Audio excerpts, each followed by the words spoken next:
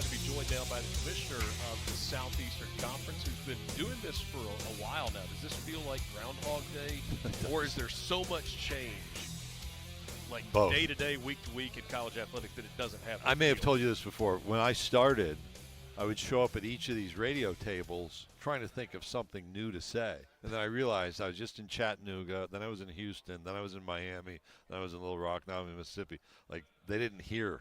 So just say the same thing. So that's the Groundhog Day part. And then there is a lot going on. So some of these topics are new and real and urgent.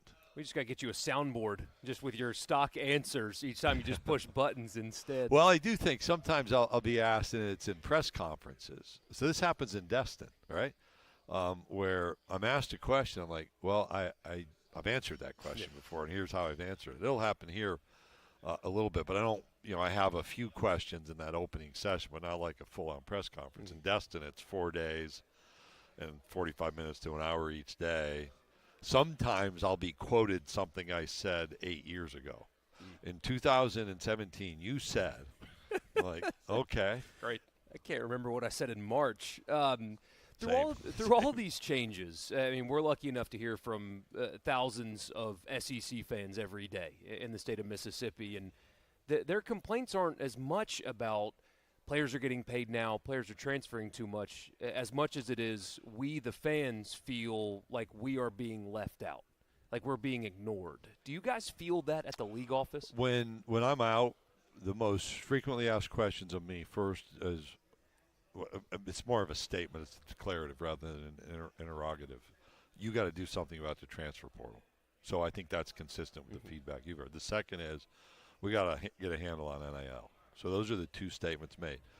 I think their observations that you've shared are consistent with what's provided to me. And in general, I think people are like, okay, the kids get a little bit of money, they put a lot into it, that's okay.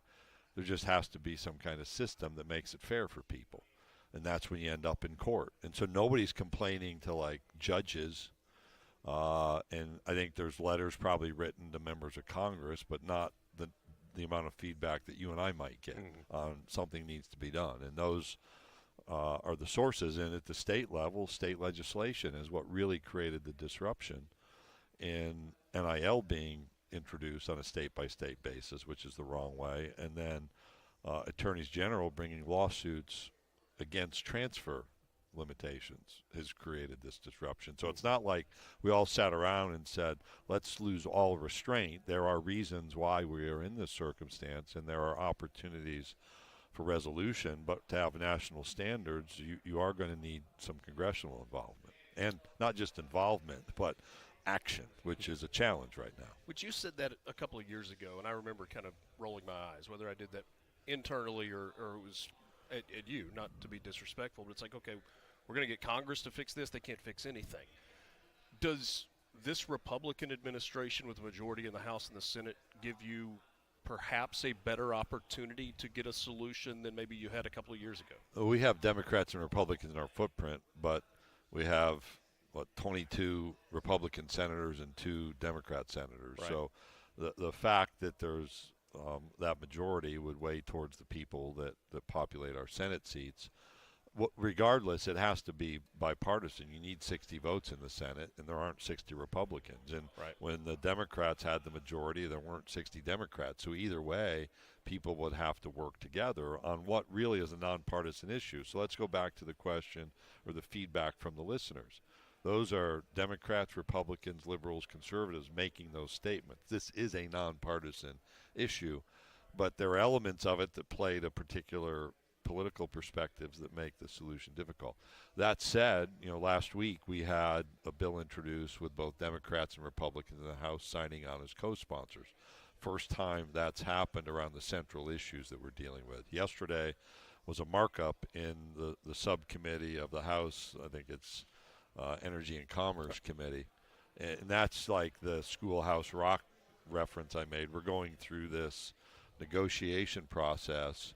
That's more than I think you would have expected 2 years ago, to actually have Democrats and Republicans sign onto a bill, but you still have a long way to go in this process.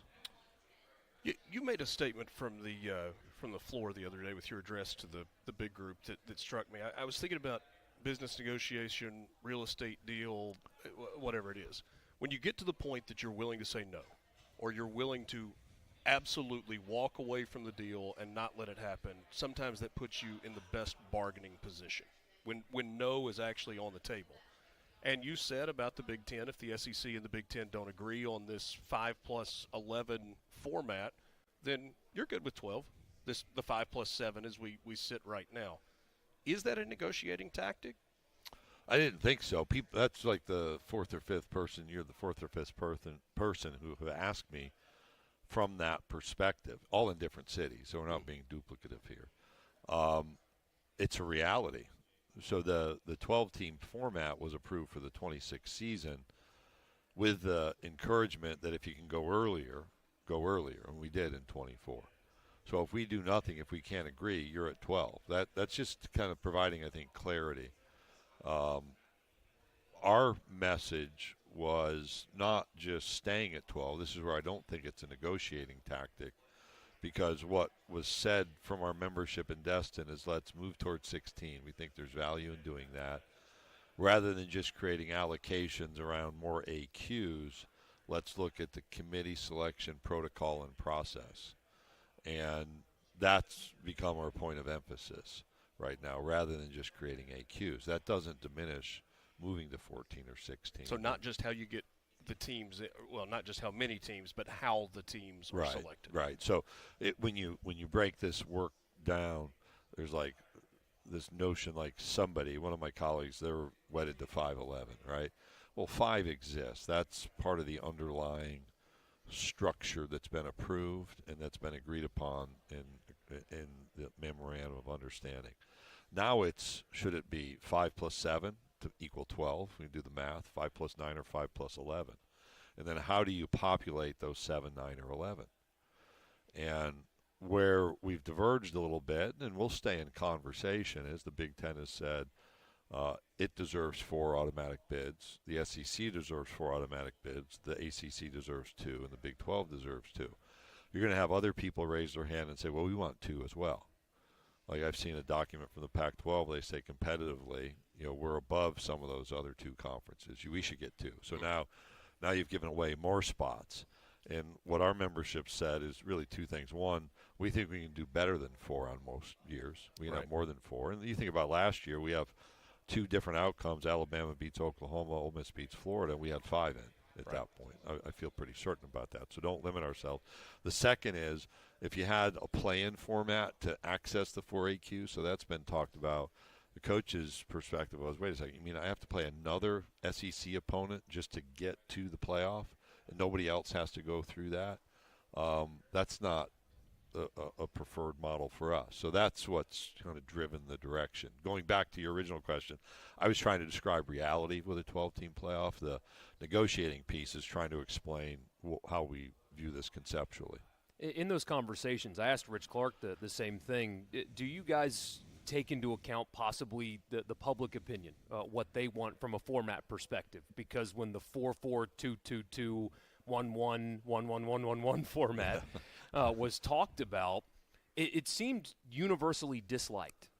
People don't really like the automatic bids for every conference and the imbalance of it. Do you guys talk about that in the room? Yeah, and I've been one who said from the beginning, whether it was 4 or 8 or 10 or 12, I'm one who thinks just make them all at large. Let everybody. So you and Lane Kiffin are on the same page there, right? Oh, there's probably many things. We just don't like to admit it publicly that we're on the same page about. But, what I have to do, and this is different from having an opinion as a coach, is I have to go into a room and deal with the decision-making mechanism and have a product. And that's where the deal that was struck accommodates 5 conference champions. Now, one of the things that we need to pay attention to as we go on is you had an ACC champion outside the top 12.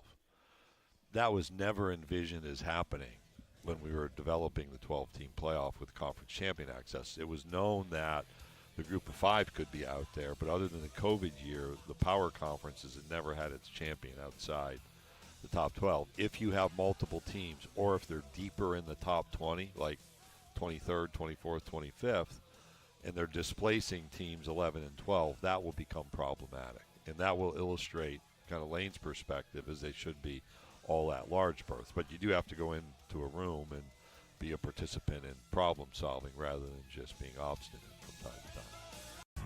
This is such a loaded question. Is college athletics in general, college football specific, healthy right now? It's healthy in a lot of ways. I described it as under stress. I think that's fair, and you can be healthy and under stress at the same time. The stress is driven by the external pressures and the internal economic issues. When we're having $20 or so million go out the door from revenue share, that just doesn't fall out of the sky. Yeah. You know, that's still a lot of money, despite the significant budgets of our athletics programs. I think you see that people still want to be attached to a university, its team. They want to be in a community, not just physically in a locale like Starkville or Oxford. They want to be in a community of fellow fans. They want to have another community that they can hash it out with over a year's time and see those games played. I think the stress points are, we're now moving towards like career college athletes who are in their mid-20s. I think it is a principle that we want young people coming in from high school, progressing through their collegiate experience, and having a conclusion after playing for 4 years. Maybe it takes them 5 years to get 4 years in, but that should be it. And what we're dealing with is the outcome of years of whimsical NCAA waivers. They're institutionally requested, NCAA granted, and then court decisions that have removed that boundary. We should get that boundary back. When I talk about the transfer issue, so five to play 4 is the right number in your mind? Yeah, I've looked Not at the just 5 to 5 play across. 5, but I think that's thrown out there carelessly. Okay. There was a time when the research justified 5 years of eligibility because that's what it took to get your undergraduate degree. That number's moved. As we've gotten into summer school activity, that number's happening in 3.5, 4 years. So I'd be open to it, but it needs to be justified. There needs to be a rationale, not just like the best rationale I've heard is let's go to 5 for 5, then we won't have any waivers. I think that's a lie. There's going to be waiver requests asked. Somebody's going to blow out a knee twice or have a family member that causes them to unenroll. So the transfer piece, you know, what we've lost with transfers is educational continuity. I've seen the research about length to graduation, likelihood of graduation, the building a legacy at a place. You know, you catch a touchdown pass in the last game against your rival, and then you leave and transfer someplace else versus build into that legacy and be a part of that community again where, hey, 10, 15 years down the road, you're still remembered and honored. That may be the most beneficial life you could have led, not chase the dollar at school B. And then, you know, how do we define the economic limits? We used to hear the word guardrails. We want guardrails around this. We want guardrails. And that didn't come from commissioners. That came from coaches, from campuses. We want guardrails. We now have guardrails, and we have people around this country spending their time defeating the guardrails. If you don't want limits to any of this, and this goes back to your question about fans being left behind, if the attitude is we don't want any structure, any limits, somebody just tell me that, and we can stop worrying about trying to build the guardrails that we were asked to build, trying to regulate transfers in a common sense way to support educational outcomes. You mentioned community, and that's another thing that we hear all the time is there's fewer and fewer opportunities for people to engage with their team. And I mean, spring games going away. Now, spring games aren't everybody's favorite thing, but 25 to 50, 60,000 people would go to spring games, and a lot of times it's people that can't go to regular home games. Open practices are going away, fewer media access opportunities. Do you guys address that at the league level where people are feeling like there's just fewer opportunities to figure out who my team is? I have talked frequently about what I think is an important distinction between college sports and professional sports is the connection in the community. So the professional sports are primarily in major metropolitan areas, and there's a natural distance. So if we're in Atlanta, you know, the fact that there's millions of people and, you know, you may not see, your favorite football player at all. That's normal. But in our communities and around our campuses, a young person who's the starting quarterback walking to class, that's custom. Yeah. That's normal. That's what's unusual is not seeing people. And I do think that it's easy to forget what's important, so don't is a mantra. And we've forgotten that connection from time to time is central to what makes people want to go to these events, want to be at games, want to brag about their team. Now, it's not just about spring games. I think spring games is really an outcome of you've got so much roster movement that every one of those opportunities you have to gather, you want to be intentional about using to prepare your team, as opposed to hiding something. Like the notion, I think somebody outside our league said, well, I'm not going to put my spring game on TV. I'm not going to have a spring game because then I'll have transfer issues. Yeah. They can just go to the website and figure out who's on your roster, right? It's not like – and they all have agents who are promoting this behavior, whether there's a spring game or not. So it's not like that's the reason. But I will go back to say I think your question is based on a fair premise, which is isn't the connection to our communities and the people in our communities an important part of college sports? And I think it is. You're a well-traveled – sorry, Richard. You're a well-traveled commissioner. You go to games all the time, often twice in a Saturday. Have you noticed the volume of downtime in the games? We hear from people that they're frustrated with how long games are taking. I know the clock rules changed a little bit last year. Have you guys talked about maybe with your television partner – I use the example all the time, soccer. There's one commercial break in a soccer game, and they still manage to make billions of dollars. Is there a way – that you guys have talked about reducing the downtime that exists within games to make them a little bit more efficient and streamlined? There is, and there are different reasons for that. So if you pass a lot, that game will take longer. Yeah. Incomplete passes stop the clock. There's kind of lollygagging, I think. You think of this is one of the ways I look at it. If you do a fullback dive and 22 people pile on, right, we don't stop the clock. Mm-hmm. We peel them off. Clock keeps running. You throw a 1-yard out pass downfield that bounces off the receiver hands and goes out of bounds. What do? We stop the clock. Everybody moseys on back to the huddle, and then we go. Now, the more the hurry-up stuff, you're going to have more clock stoppages, and we've done some of the research here. I'll go back to what can we control. So I can't control I wouldn't want to control how many passes are thrown in a game. We could control TV timeouts. That's why we have the on-field clock, because what happened there is our media partners would just start to creep, and all of a sudden you've got extra minutes built in. I think we've got to continue to look at replay, and we run over there, we look at the screen. Well, why do we look at the screen? Because our coaches said, remember when we had replay initially, we just did what we did in baseball. That word comes in, here's the answer, go. Coaches said, well, I want the official to be able to explain to me what they saw in the decision. I don't think that's really the priority now. Let's make a decision and let's go. Commercial inventory is commercial inventory. We don't send out revenue distribution checks for nothing. Soccer is a different game that really doesn't have natural breaks. You might have a whistle here and there, where football has those natural breaks, where things happen in games with their TV partner where they're doubling up or something like that, or they miss opportunities. We're quick to respond to that, and we'll continue to see if there's technology that draws people into different forms of advertising.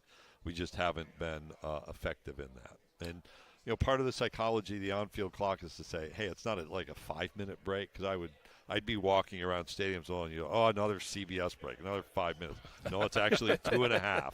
2.5. So by the time you finish your complaining, you've only got a minute left in the break. Injury timeouts. So this whole faked injury thing, which is populated itself in certain regions of the country in maybe different even ways. In our audience. Yeah. Well, I mean, there's 5 minutes on a game potentially. Yeah. Easily. And so wherever we can pull back. We were like 3:21 last year for an average game time. I don't hear as much about fans in the stadium complaining when it's a good game about length of game. You hear it kind of generally. And when people decide to go to the game, there's some of that. But if you ran the ball, we can get a game done in 2:57 in this league. Service academies. Run that football. Service academies are going to be 2:40. since they're in the background behind you. Merchant Marine is on display right behind you. Pretty impressive. But you go to a setup. Division III game, and you'll get it done in like 2:15, but there's no replay and no advertising. So there is a balance. And, yeah, we think about that a great deal. There's not been anything like I'm one who thinks incomplete pass, set the ball, wind the clock. Yeah. Like NFL games are so Yeah. efficient, it Yeah. seems like, with the officiating and things like that. You've been generous with your time. We appreciate it very much. Always enjoy the conversations. Thank you. And by the way, we've learned, like replay, we took that from the NFL, from MLB. I was at the All-Star game with their commissioner, and we're pretty efficient, but we do, and the NFL sends them over to. I'm more of the philosophy of what you see in baseball and softball. I think the public has accepted that, right? Okay, here's a challenge, and boom, there you go. Comes in the headset, nobody's running around. We used to in baseball send them back like down a hallway to look at a screen and figure it out. So not only have we had better outcomes, we've moved it along, and we need to keep thinking about that. Fair question. Commissioner of the SEC, Greg Sankey. More coming up from SEC.